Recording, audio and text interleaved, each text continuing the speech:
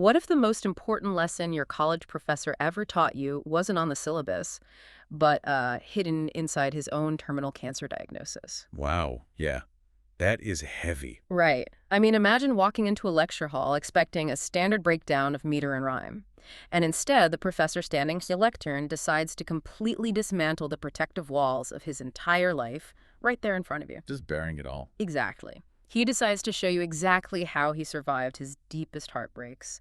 Not with clinical advice, but, through the raw, unvarnished truth of his past. Which is such a massive shift. It really is. And that is the exact scenario we are unpacking today. Welcome to the deep dive. Thanks for having me. It's a premise that completely upends our traditional understanding of, well, what it means to teach, and frankly, what it means to leave a legacy. So true. Today, we are exploring the unique narrative architecture of Book 1 of the Equilibrist series. Which is just a fascinating read. It really is. The book is written by Erasmus Cromwell-Smith II, but the subject of the book is his father. Right, the elder Professor Erasmus Cromwell-Smith. Exactly. Who was a legendary but incredibly guarded figure at the Royal Cambridge Scholastic Institute. Okay, let's unpack this. Because what is crucial to establish up front is that this isn't just a collection of poetry. No, not at all. And it's not a standard biography either, Mhm. The author constructed this book around a very specific and I think brilliant philosophy. Yes, the pictures in exhibition syndrome. Right. He talked about trying to cure this pictures and exhibition syndrome. And I mean, we've all experienced this, right? Oh, absolutely. You walk into a modern art gallery, you stare at a painting isolated on a stark white wall, and you read that little 3-inch placard next to it. And you might appreciate the brushstrokes, but you are entirely disconnected from the actual human being who painted it. Yes, you have to guess what kind of agony or joy produced that piece of art. Exactly. The art is entirely divorced from the artist's psychological state. Hmm. And the author of The Equilibrist found that approach fundamentally hollow when it came to his father's work. It just didn't do it justice. Right. He realized that to just publish his father's poems in a vacuum would be to rob them of their actual power. So he built a unique structure. Which is just so cool. He seamlessly intertwined the biographical narrative of his father's life with the poetry itself. Yeah, the actual emotional crucible the man was going through. So the poem isn't just art anymore, it becomes a functional artifact. When you read a specific verse in this book, you know exactly the pain, the betrayal, or the exact moment in time that necessitated its creation. It's so visceral. It shifts the poetry from being something you just passively observe into, well, a psychological survival tool that you are watching a man use in real time. That is the perfect way to frame it. The poetry is the lens, but the narrative provides the necessary friction. Right. And our goal today is to guide you through how the author weaves 3 distinct timelines into a masterclass on the human condition. We've got a high-stakes 2017 classroom, a cast of historical mentors in Wales, and a devastating 40-year love story. So much to cover. Yeah, so let's start with the catalyst, the anchor timeline in 2017. Professor Cromwell-Smith is a man of intense routine. Very set in his ways. Very. He is brilliant, but he keeps his students at a very calculated academic distance. But early in the week, before his poetry class even begins, he receives the kind of news that permanently alters your reality. The diagnosis. Right. He is diagnosed with an aggressive, terminal form of brain cancer. It is a literal death sentence. And this is where the psychological pivot happens. Yeah. Faced with a terrifying absolute deadline, he makes 2 immediate resolutions. Okay, what are they? First, to treat every single day left as if it were his last. And second, he realizes that hoarding his lifelong wisdom is ultimately a selfish act. Oh, wow. Yeah, he decides he cannot take the secrets of how he survived his life to the grave. He's going to share them with this specific 2017 poetry class. So he walks into that lecture hall completely transformed. The text describes him as a whirlwind of charisma. It's quite the image. It is. He basically takes the approved university syllabus, tosses it out, and says, "We're going on a journey."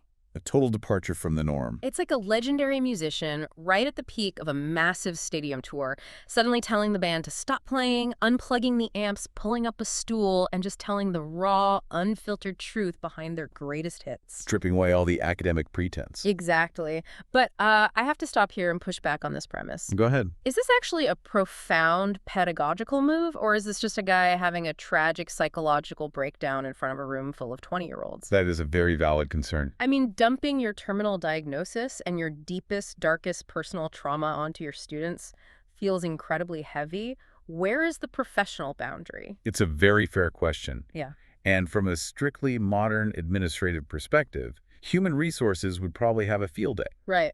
They would shut it down. Oh, immediately. What's fascinating here is that from a narrative and psychological perspective, it is a highly calculated move. The 2017 classroom isn't just a framing device, it's a real-time decoding session. Decoding his life. Yes, the narrative frequently pulls us back to this room, focusing on specific students. You have Liam, who is highly analytical and deconstructs the metaphors. Okay. You have Sophia, the creative writer who internalizes the emotion.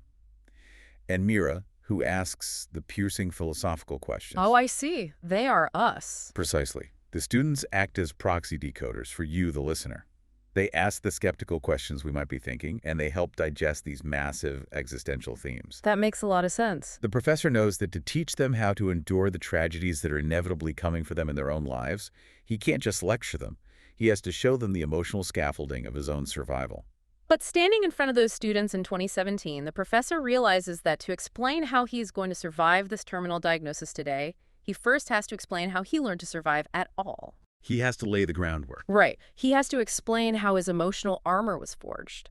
And that requires taking the class and us back in time to his youth, primarily in Wales. Which brings us to the second major layer of this story, his mentors. Yes, the enigmatic antiquarian booksellers.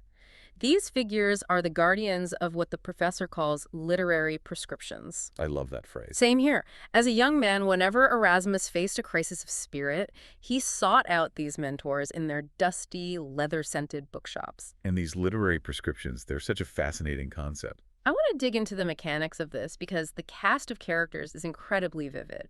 For example, there's Mr. Morris, whom the young Erasmus affectionately calls the Equilibrist. Yes, Mr. Morris. He introduces Erasmus to this massive hand-painted book about a circus tightrope walker. Right, and Mr. Morris uses this book to introduce a foundational framework for emotional regulation. He teaches the young boy that life is an emotional wire. And it's so easy to fall off. Exactly. If we lean too far into excesses, whether that's the excess of relentless ambition at work or the excess of pure hedonistic fun, we lose our center of gravity. We fall. But the key piece of equipment for a tightrope walker is the balancing pole. And Mr. Morris teaches him that the harmonic pole that keeps the equilibrist steady in a chaotic world is love. Which sounds so simple, right? Right. At first glance, that sounds like a lovely sentiment you'd find on a greeting card. But when you look at how it functions in the story, it's actually a mechanical truth. A structural component. Yes. Love, whether for a person, a passion, or a community, acts as the counterweight to life's inevitable turbulence. It lowers your center of emotional gravity. Exactly. It's not just a warm feeling. It is structural support. And the mentors provide various tools for this structure. Like Mrs. V. Yes, Victoria Suttonley. Yeah. She is this diminutive, brilliantly sharp, Paris-educated widow who married a French circus acrobat before World War II. What a backstory. I know.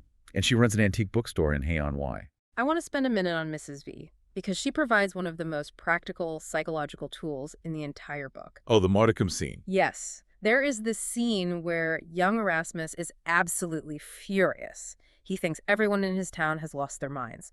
The cabbie is yelling, the milkman is shouting, everyone is hostile. He's just projecting everywhere. Exactly. And Mrs. V just looks at him, totally bemused, and starts chanting, modicum, modicum, modicus, like she's casting a spell. Then she hands him a poem called The Land of the Happy People. She uses the poem to show him that anger is essentially a body snatcher. A body snatcher? That's so accurate. It really is. It hijacks your ability to perceive reality accurately.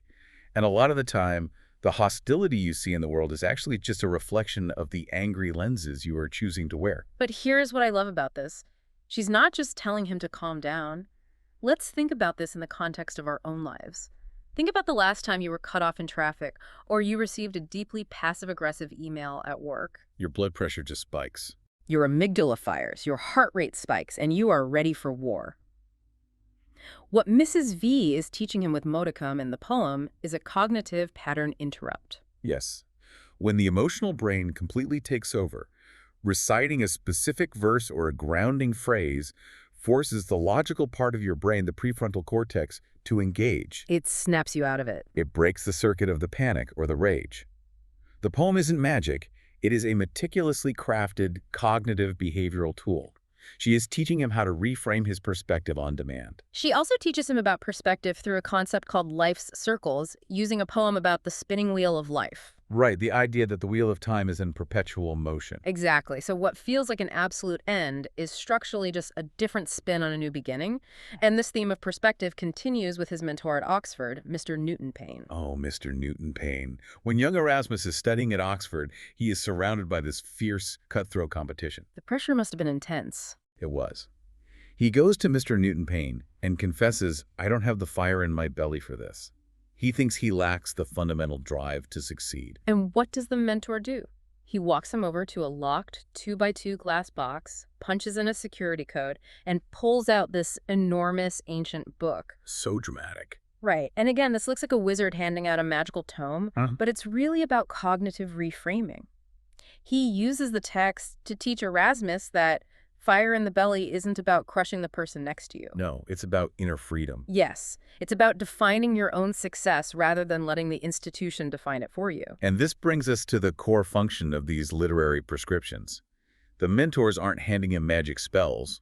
They are giving him psychological armor wrapped in stanza and verse. Armor he is absolutely going to need. Poetry, as the professor later explained to his 2017 class, isn't just words on a page. It is a telescope allowing him to gaze at the vast universe of human experience.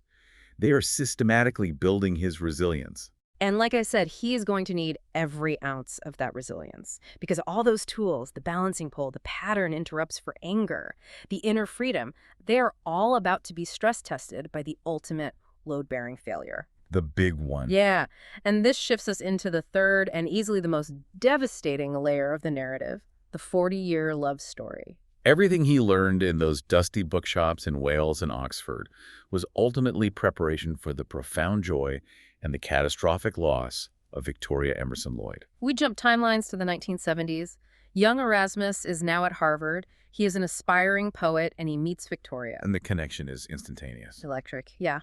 They become hopelessly inseparable. They share these incredibly vivid, magical moments, running around the streets of Boston, reciting improvised verses back and forth at a place they dub Poets' Row. It's idyllic. Truly. He writes her a poem called There Is Something About You, which captures this irresistible gravity she has in his life. They are actively building a future together, but then the entire foundation shatters. Completely shatters. And the rift is heartbreakingly realistic because it is not born of malice. No, it's born of panic. Exactly. Victoria is operating under immense familial pressure. Her family back in Columbia, Illinois, they expect her to return home. Right, to integrate back into her community, marry within those expectations, all of that. Yeah, so she is constantly battling this internal duality between the life she is discovering with Erasmus and the life she is tethered to back home. And the breaking point is literally an accident. Victoria stumbles upon a draft of a letter that Erasmus was writing to his mentor, Mrs. V. Oh, that letter. Yeah. In this letter, he reveals that he is planning to propose to Victoria. But instead of feeling joy, Victoria is struck by absolute paralyzing terror. The reality of it just hits her all at once. Exactly. The walls of her family's expectations suddenly close in on her. She is caught between her deep love for him and the crushing weight of her past. In a moment of sheer panic, while Erasmus is waiting for her at the Boston train station to take a romantic trip to Cape Cod, she packs her bags, boards a completely different train to Chicago, and vanishes. Just brutal. She leaves him standing at the station, holding the tickets, scanning the crowd as the trains pull away. I can't even imagine. He spends hours calling directory assistants from payphones, completely untethered. It's the ultimate test of the Equilibrist's wire. His harmonic pole of love is suddenly snapped in half. Okay, let's pause right here. Here's where it gets really interesting. And I need to challenge the narrative again, because this is where the story takes a massive swing. Okay, let's hear it. The separation between Erasmus and Victoria lasts for 40 years. 4 decades. A lifetime. Literally. Now, from a modern psychological perspective, spending 40 years pining over a woman who abandoned you at a train station without a single word of explanation, well, that doesn't sound like resilience. It sounds pathological. Yes, it sounds like a pathological inability to let go. It sounds unhealthy. How does the book justify him clinging to this ghost for almost half a century? That is exactly the kind of critical pushback the students in his 2017 class would offer, and it's a crucial point. Right. If you view this purely as a romance novel, yes, it borders on the clinical. But if you view it as a study in psychological survival, the context shifts. How so? Well, the author uses an analogy that explains this perfectly. Victoria wasn't just a romantic interest. She was the load-bearing wall of his psychological house.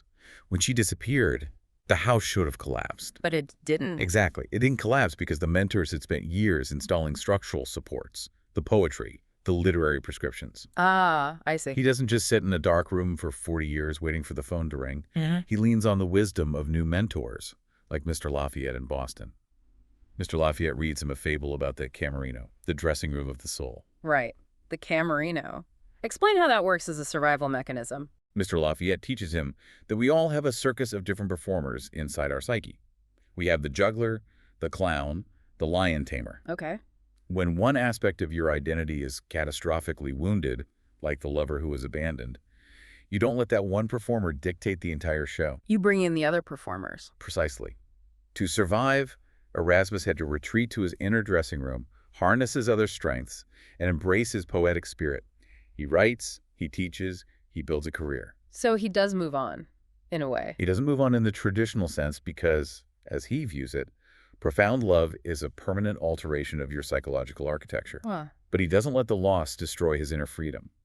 The poetry becomes the scaffolding that keeps him functional. And this masterclass in survival brings us hurtling back to the massive auditorium of the 2017 classroom.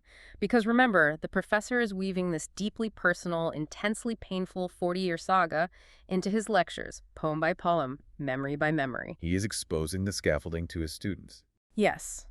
And sitting in that room is a student named Sarah, a young woman with long golden curls.